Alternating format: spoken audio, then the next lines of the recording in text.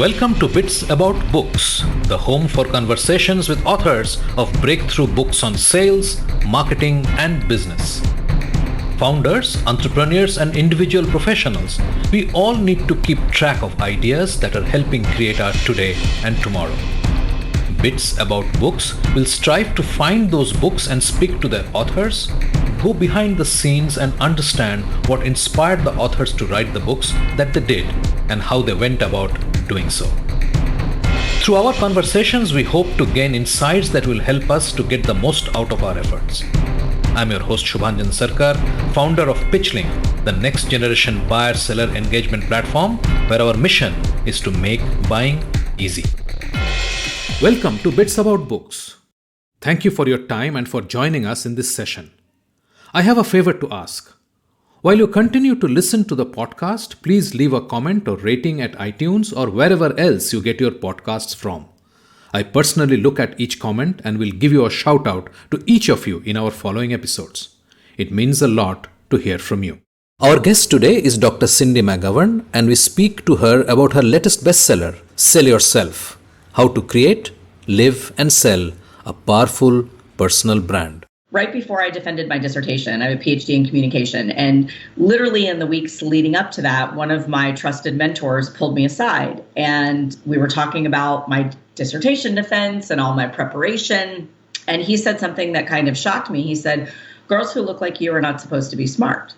And I was taken aback. I didn't quite know what to do with that. And what he was saying is, regardless of my research, regardless of how well I did in the courses, I had to sell myself as a capable PhD candidate.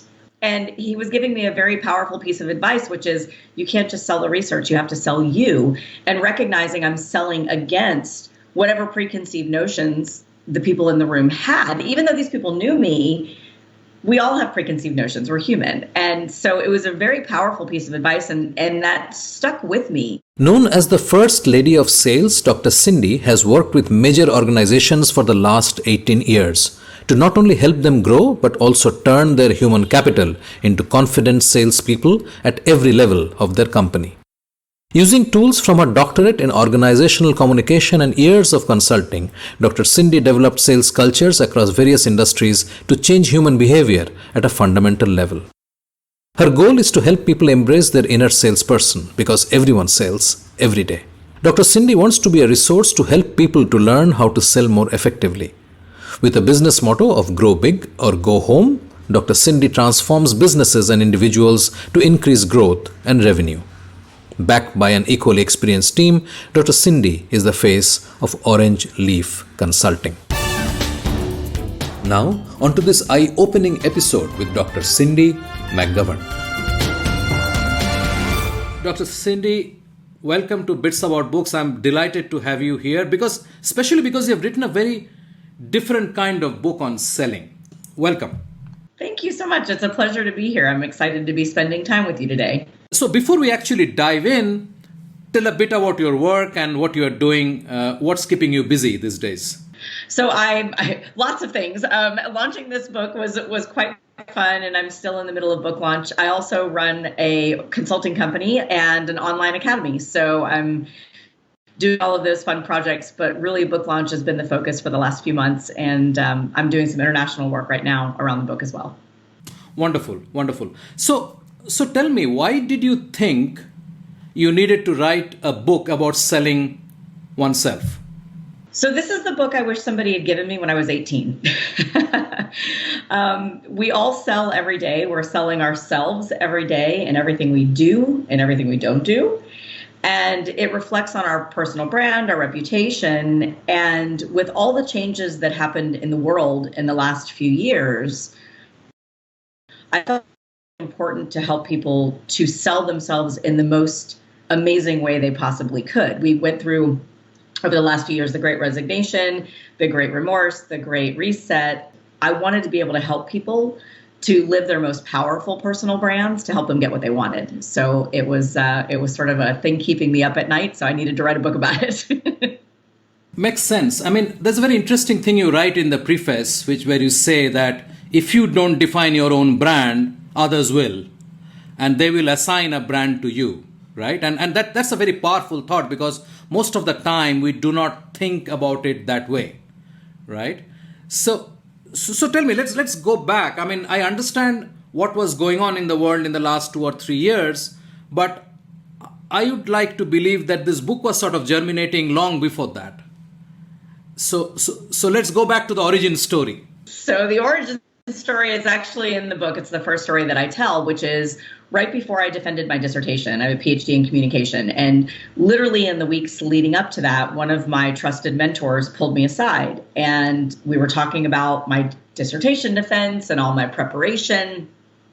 And he said something that kind of shocked me. He said, "Girls who look like you are not supposed to be smart. Remember that when you go into that room." And I was taken aback. I didn't quite know what to do with that. And what he was saying is, regardless of my research, regardless of how well I did in the courses, I had to sell myself as a capable PhD candidate when I went into that room. And I was sitting there thinking, research speaks for itself. I checked all the boxes. Right. And he was giving me a very powerful piece of advice, which is you can't just sell the research, you have to sell you, and recognizing I'm selling against whatever preconceived notions the people in the room had. Even though these people knew me, we all have preconceived notions. We're human. And so it was a very powerful piece of advice, and that stuck with me truly since that day. And it sort of, like you said, it was germinating in there. And then with all the changes in the world, I felt like it was time to bring that message to the forefront. Very interesting. I mean, I can totally relate to the fact that some personal triggers typically result in writing of this nature.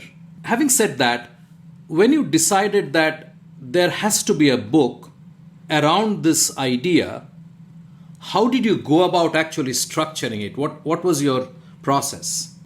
So when I write by Post-it note, believe it or not. That's my writing and creative process. And so it started with some journaling exercises. I'm a fountain pen and paper girl.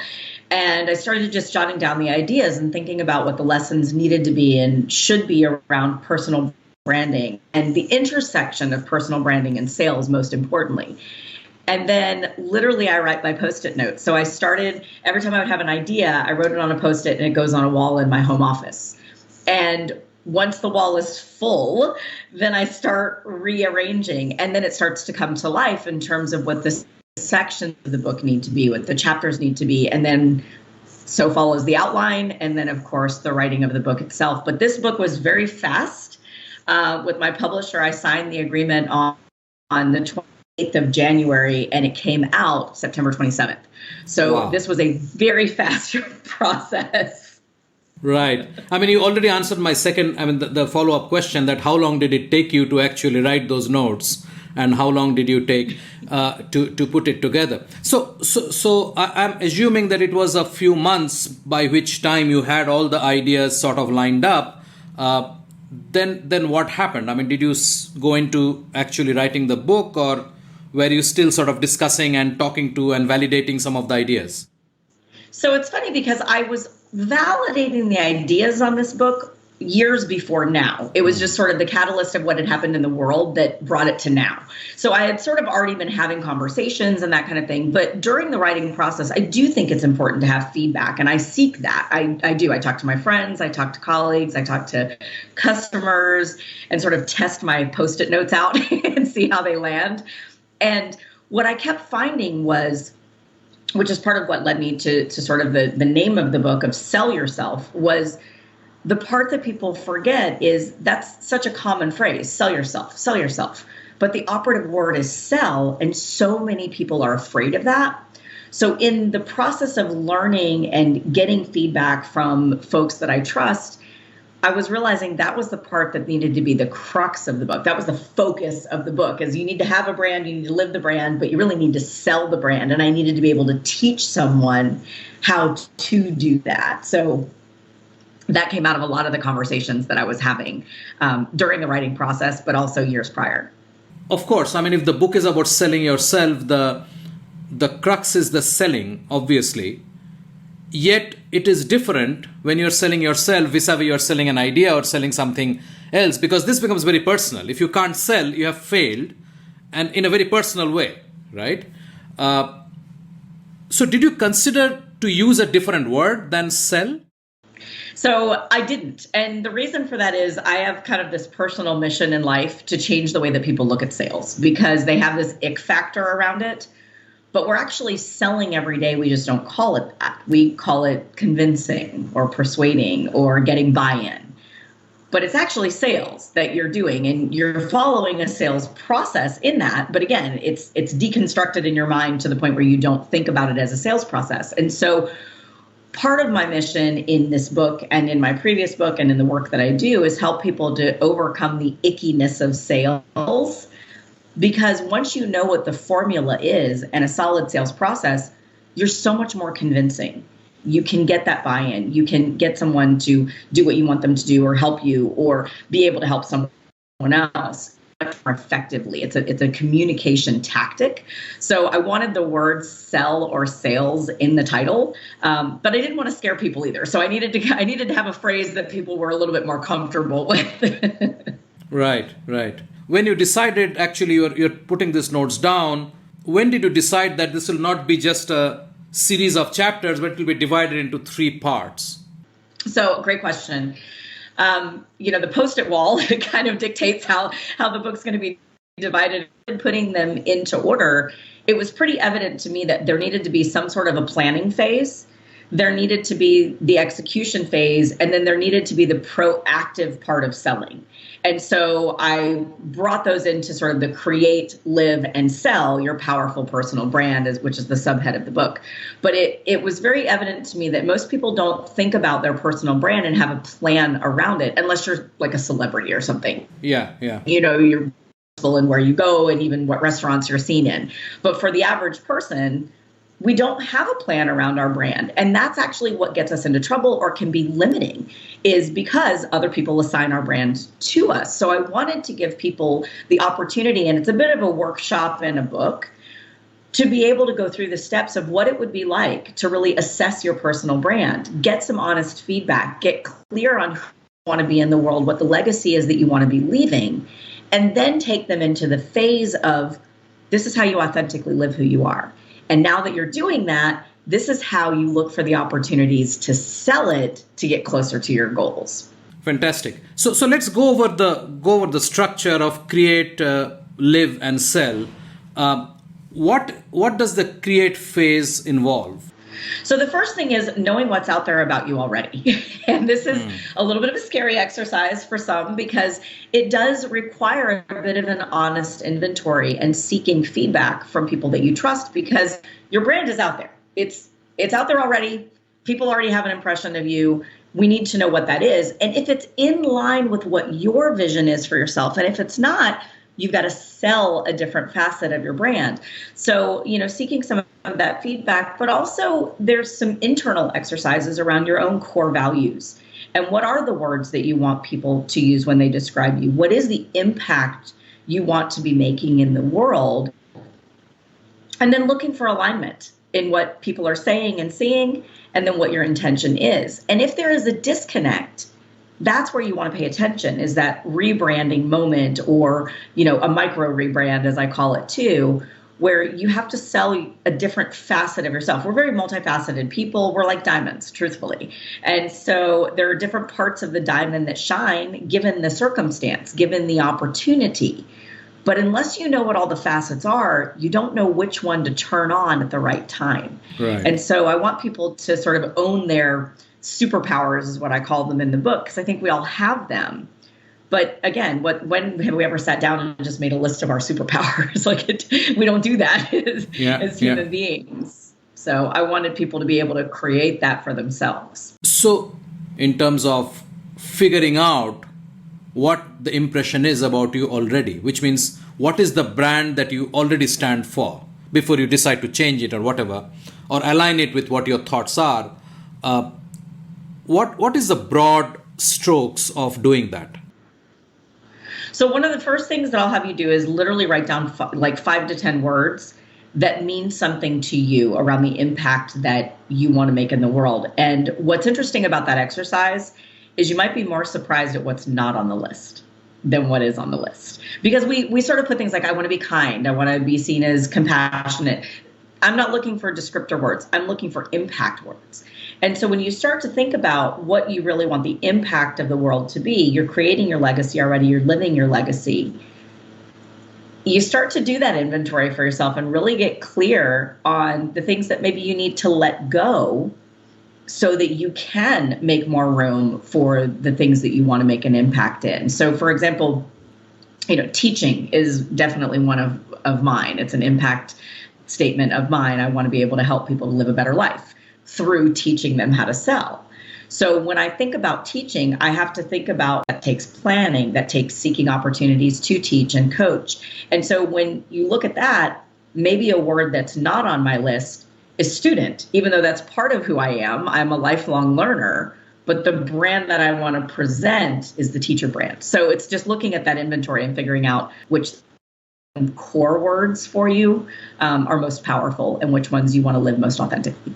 Fantastic. Before we move on, I have a quick question on this one. What is the most surprising word that you have come across while you are teaching this method to your students? Actually, there was a very funny one. It was a conversation when I was seeking feedback about the book. And one person said they wanted to be confrontational. And I would say this person's brand absolutely is. And that's part of who they are. But I said, confrontation has such a negative connotation. Help me understand why this is part of your legacy. And this person responded in a very clear and meaningful way of, my job is to push the envelope. And so I look at conflict and confrontation as not a negative, but as an opportunity for learning and teaching. And I was like, good answer. But that was, it's sort of like the word sales. Everybody goes, ooh, we say confrontational, ooh, but it was a good answer. Yes, it's a very good, and believe me, the moment you told me the word, I sort of knew what he was talking about. I can imagine that I need to push I need to push it forward. I need to sort of disturb the status quo. I need to sort of shake it up, right? So and that was exactly what it was. But it was funny that he chose that word versus disruptor. Yeah. In my mind, I was like, that was. And I said, well, why wouldn't you say disruptor? He goes, because I don't want to just disrupt. I want to challenge. And I was like, okay, again, good answer. So his brand, he knew what he wanted to do.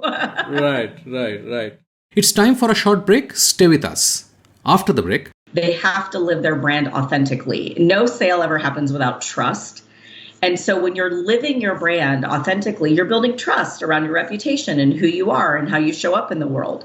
And we see sort of the opposite of this. Like when we see someone that's out of character or does something that is off brand for them, it builds distrust. It creates dis-ease. And so when we look at that and you say, okay, well, the reason it did that is because we felt like it went against what we thought they were. You are listening to a Business Podcast Network original. Podcasting is the fastest growing content marketing opportunity, which is untapped. We can help you craft your audio strategy and help leverage the wide reach and easy streaming capability that the smartphone penetration provides. It is easy, it is powerful and personal. Talk to us to find out how podcasting can help you build your brand and reach out to your targets like never before. Write to us at bpn@bizcast.in. That is bpn@bizcast.in. Business Podcast Network. Podcasts end to end. Welcome back. I'm Shubhanjan Sarkar, your host for Bits About Books and founder of PitchLink, the buyer-seller engagement platform. Let's dive right back into the episode where we left it. So moving on, your next phase is live. And that's it can be a very challenging concept for people because, well, what's different in living? I'm living every day anyway, right? So what are we trying to do there?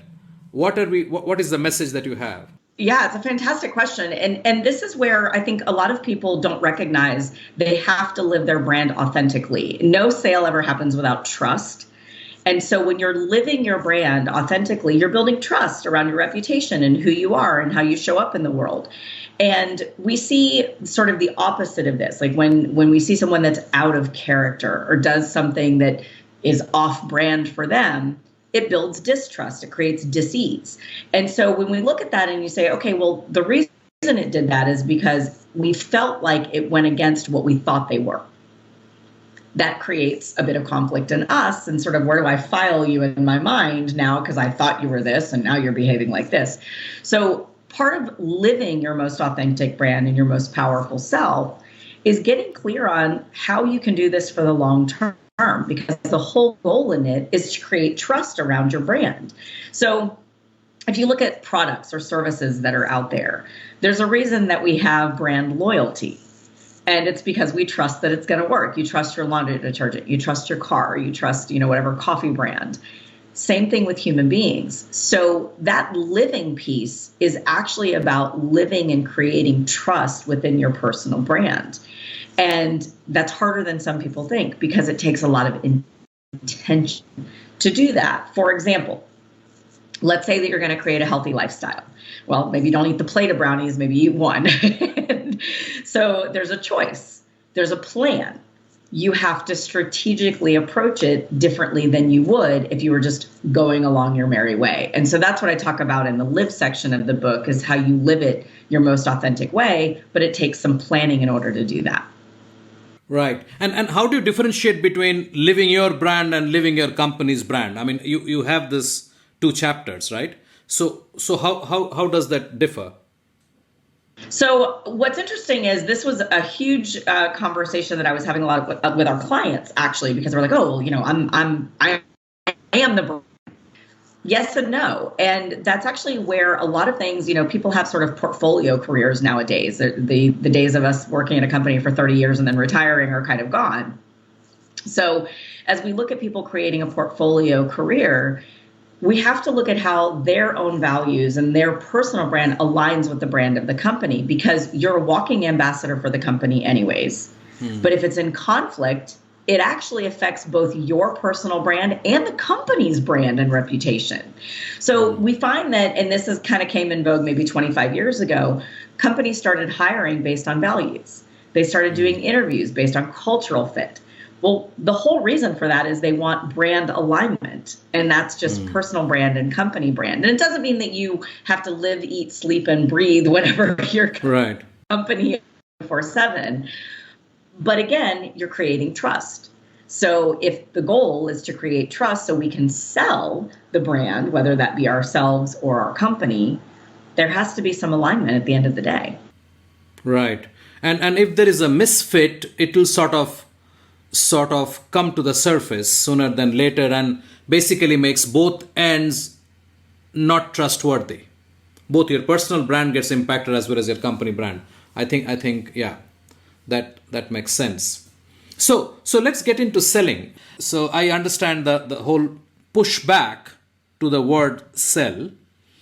How does that sort of integrate here in the book? Because you are very positive about the word sell. So I'm on a personal mission to change the world's view of sales, truthfully. And so by the time I'm done, we might need a new word for it, honestly. Like, we have to call it something else, because I want people to realize that it is truly a life skill, not a business skill. I want to take it out of the boardroom. I want to put it in the classroom.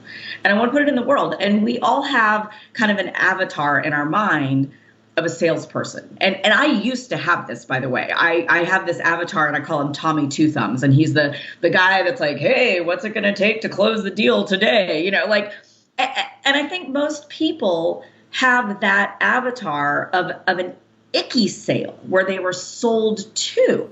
I don't believe in selling to. I believe in inviting people to buy.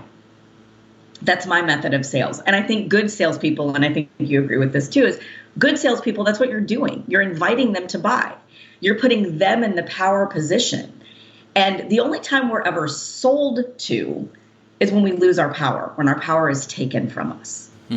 So what I want to do is empower people to sell themselves. You're in the power position to sell yourself The strength lies within you to empower you to help others. And I think any good personal brand, truthfully, has an impact on others. I think nobody does this life alone. We're here to help. But that sell piece is really important because that's what you're doing, whether you realize it or not. And we might as well do it on purpose, and we might as well do it the right way. And so, you're selling your brand. And I have this conversation a lot with leaders that I coach, like managers and leaders. And they're like, oh, well, my team knows I care about them. Okay, well, what are you doing to actively sell your caring facet of your brand? What are you doing to show them this? How are you living it? How are you advocating for that? People that are wanting a promotion at jobs. How are you advocating for yourself? How are you raising your hand and saying, I can do this, I want to do this? The sales is the difference between living it and proactively pushing it out into the world. And that's what I want people to be able to do. So most people are selling themselves short, is what you're saying. I almost named the book that. Right. I mean, you do have a chapter out there. So is that what you think people are doing? I absolutely think they're doing that because they don't know any better. And, I never wanted to be in sales, which is kind of funny, now known as the first lady of sales. But I thought it was that icky thing, got pushed into a sales role, and then realized, wait a second, I was doing this literally my entire life.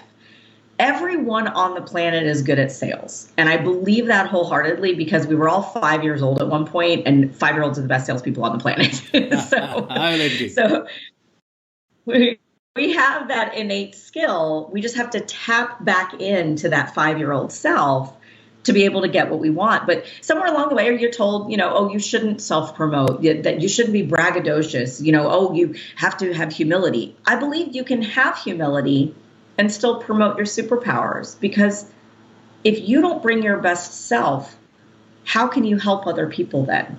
If we don't know what you bring to the table, how can you help? And so I want people to live their most powerful personal brands because I think it makes us all better. Yeah, I agree. And I think that's where your epilogue ties this whole thing in so well, because if you start thinking about your legacy, that's when all these things have a continued value to yourself. Because end of that, you will not do something that you don't value, right? So if you don't value your brand, you will not do it, and so on and so forth. So what is it that you think a common man, I mean, again, we're not talking of celebrities who have a body of work. I mean, these are guys who are just doing a day's job, honestly, raising a family, and possibly will die without most people knowing about their existence. Where does legacy fit into this? So they have a legacy too. Everyone has a legacy. And that's where I really want people to be empowered to recognize that. You don't have to have a library named after you or something to have a legacy. You're making an impact on those around you every single day. And the story that those people will tell after we're gone is your legacy. So what story are you giving them? What story are you selling them? Because they have one already. Is it a good one? Is it the one you want them to be telling? Making sure of that. And I think we have an obligation to be the stewards of our narrative and to make sure we're controlling that narrative out there. And for the father, for the mother, for the sister, the brother, the cousin that wants to do their job, raise their kids, and that's the existence, that is your legacy. Recognizing that's your legacy and you're impacting those around you, why not do it in the way that you want them to talk about you later? Bits About Books is brought to you by PitchLink, the buyer-seller engagement platform. PitchLink makes buying easy by enabling high-quality engagement between buyers and sellers through its presentation and discussion modules. Sellers create customized sales narratives using sales collaterals and personal videos and reach out to prospects through a non-intrusive, buyer-qualified engagement. PitchLink requires no installation or download and holds the entire repository of sales collaterals and buyer-seller conversations. Talk to us to know more about how you can engage with customers without intrusion. Call us on 99021 631 32. Dr. Cindy, this was a fantastic chat. It's very invigorating because I think as you know, I mean, I talk to a lot of authors who write books about sales, right? And legitimately, they're all great books. I mean, I've had the good fortune of having really, really fine minds on the show. But this is something very different, and it would be nice if I could talk to you, say 6 months down the line, and we discuss about 5 case studies where people actually adapted this idea and reframed their I'll not say existence, but reframed the way world looked at them, and also in the process reframed their own thinking, because you have to do that first, which is the create part, right? Without that, you cannot sort of ask the world to reframe where you are. So I would love to sort of come back to you and discuss a few of these stories, because what I figured is there is so much out there, right? So we are not short of knowledge in today's world. I mean, one thing that you have in abundance is knowledge, yet we have very little application, and that's the problem, right? And I think one of the reasons is because people do not know how to join the dots, although it seems very obvious. And examples help them a lot. So, I mean, to cut it short, I would love to have some examples and actually talk about them with you when you have some of those with you, and that would make as fascinating a conversation as this one. I would love that. And it's funny that you say that, because people have started leaving reviews for the book, and people have started reaching out to me on social media. I'm easy to find. And people are saying, I never thought about my brand until I read this book. I never thought about the way that I'm, making an impression on others. And there is one lady already that had said that she changed the way that she responds to people in emails, because she realized she's super busy and she left pleasantries out. There's no good morning. There's no have a good day. And what she didn't realize was, in her honest inventory, when she asked for feedback, she was giving the impression to people that she didn't care. And she never meant to sell that. That wasn't what she meant to sell. So she's now taking an extra 15 seconds in her email communication, which it's just funny when we think about that. We all do that. We all kind of cut out the pleasantries sometimes and the back and forth. Yeah. But the way that was coming across was that she was not as caring about them as human beings. It was more about the task at hand. And that wasn't part of the legacy she wanted. So I would love to have this conversation. I'm collecting stories. And I would definitely come back, or whenever you are ready, give me a shout and we'll do that. Okay? Perfect. Thank you very much. Have a wonderful day, and thank you so much for coming on. Thank you for having me. We have a fantastic lineup over the next couple of episodes with great conversations on breakthrough books. Subscribe in your favorite podcast app so you do not miss a single episode. Thanks for listening. Thank you for being with us today on Bits About Books, where we talk to authors about breakthrough books on sales, marketing, and business. We hope this conversation helped inform and motivate as we all navigate a rapidly changing business environment. For us, these are enlightening conversations enriched with knowledge and expertise. We encourage you to go out and buy the book to learn firsthand and implement some of the great ideas we discussed today. We hope to have you with us again in the next exciting episode of Bits About Books. If you liked what you heard, subscribe to the show in your favorite podcast platforms like iTunes, Google Play, Spotify, or wherever else you get your podcasts from, and give us a rating while you are at it. This Bizcast original podcast is produced for PitchLink, the next generation buyer-seller engagement platform, where the mission is to make buying easy. Hosted by Subhanjan Sarkar and produced by Rajiv Aditya. See you next time and have a wonderful day.